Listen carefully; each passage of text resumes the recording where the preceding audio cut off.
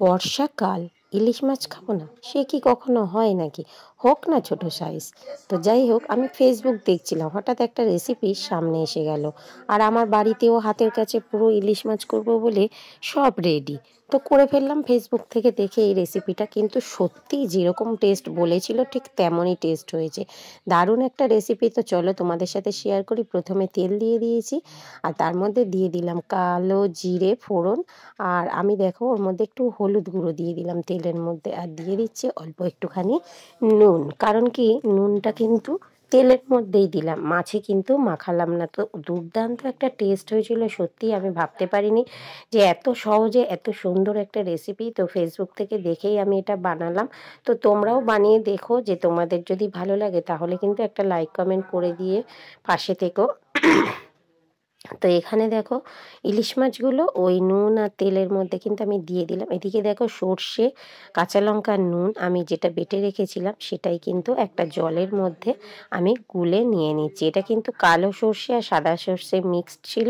ফেসবুকে যদিও দেখিয়েছিল যে কালো সর্ষে নিয়েছিল, আমি কিন্তু একটু সাদা সর্ষে অ্যাড করেছি। তো এর মধ্যে দেখো একসঙ্গে আমি পাইল করে নিলাম জল দিয়ে। আর এদিকে দেখো মাছটা একটু উল্টে পাল্টে নেবো, কারণ কি মাছটা কিন্তু ইলিশ মাছ তো এমনিতে লোকে কাঁচাই খায়, তো যদিও আমাদের বাড়িতে কেউ কাঁচা খায় না বলে জাস্ট একটু উল্টে পাল্টে আমি নিয়ে নেব। কারণ কি, খুব হালকা আছে আর খুব হালকাভাবে এটাকে ভেজে নিয়ে নেব, না হলে কিন্তু যে হলুদ গুঁড়োটা দিয়েছি সেটা কিন্তু পুরো একদম কালো হয়ে যাবে। তো সুন্দরভাবে এভাবে নাড়িয়ে চাড়িয়ে নিয়ে ওর মধ্যে আমি যে জল দিয়ে যে সর্ষে বাটাটাকে গুলে রেখেছিলাম সেটাই এবার কাজে লাগাবো কি করে তোমাদেরকে চলো দেখিয়ে নিই। তো চলো, বাটির মধ্যে তো আমি সব কিছু রেডি করেই রেখে দিয়েছি। আর নুন কিন্তু আমি আর তেমন দেব না। আর তোমরা কেমনভাবে ইলিশ মাছ রান্না করো সবাই কিন্তু বলো।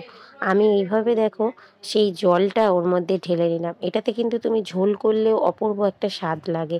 তো যাই হোক, উনি কিন্তু পাতলা ঝোলই করেছিল, আর উনি অনেকটা বেশি তেল দিয়েছিল, আমি যদিও অতটা তেল দিইনি।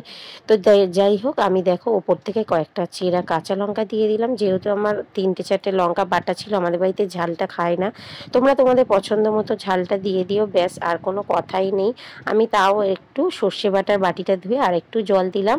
তোমরা নুন আর ঝাল যে যার পছন্দ অনুযায়ী দিও, আমি আমার পছন্দ মতন ঝালটা দিলাম। আর কাঁচা লঙ্কা তো সর্ষে বাটার একদম পুরো অনবদ্য একটা জিনিস, কাঁচা লঙ্কা ছাড়া একদমই জমে না। সর্ষে বাটা ইলিশ, ওহ, গরম ভাত দিয়ে যেন গাল থেকে জল এসে গেল। যাই হোক, ওপর থেকে একটুখানি আমি সর্ষের তেল ছড়িয়ে দিলাম। আর কাঁচা সর্ষের তেল ছাড়া কিন্তু সর্ষে বাটা অসম্পূর্ণ, সে তুমি যাই রেসিপি করো না কেন।